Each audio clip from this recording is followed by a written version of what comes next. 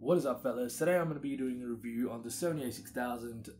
This camera has actually been out on the market for just over 3 years now, so you know it's nothing new. But I actually think that this camera is more relevant today than back when it was released, considering the fact that today, right now as it is, you can buy one of these secondhand for 480 Australian dollars, which is a bargain compared to what you can get for the same amount of money from, say, Nikon or Canon. So you know. With that being said, yeah, let's get into the review. The Sony A6000 was originally released way back in February 2014 in a time where mirrorless cameras were seen as second fiddle to DSLRs. With a spectacular 24 megapixel in-house developed sensor, the Sony A6000 was able to start a major mirrorless buzz and even ended up converting some pro photographers into joining the mirrorless hype at the time. For more in detail specs, check the link in the description below. Anyway, design-wise, being a 3-year-old camera, this does feel a bit dated when it comes to ergonomics, and the build quality is definitely lackluster compared to more modern offerings such as the Fuji X-D2. As you can probably see already, people with medium to large hands might struggle to adapt to the tiny size initially, especially if you're used to huge full-frame DSLRs, but over time you'll get used to the design and might even start to appreciate the tiny size and weight advantage this has over DSLRs. So how does it perform? Well, I thought I might let you decide for yourself, but be warned that you might be surprised at what this little 3-year-old camera is capable of capturing, even with my beginner photography skills operating it.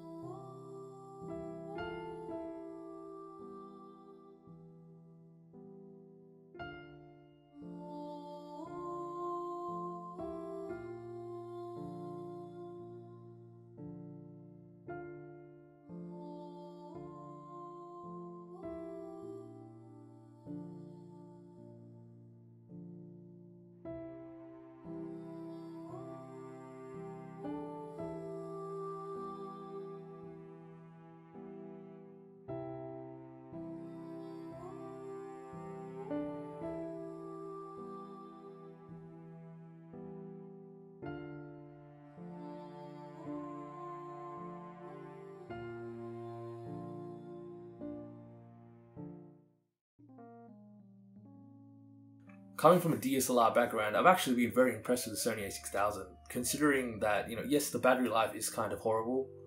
It really is bad, considering, like, you know, you lose like 2% every 2 minutes, which is not good. You know, no matter how I cut it, it's not good.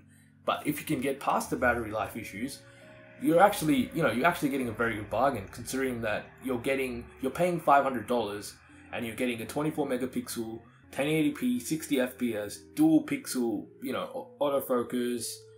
You know, you're getting all those, you know, all that goodness, but you're getting it in a tiny package, right? If you can get past the little annoyances of this camera, you're going to be really happy with it. Although, in saying that, I do have to warn you that the software aspects of this camera is pretty shabby.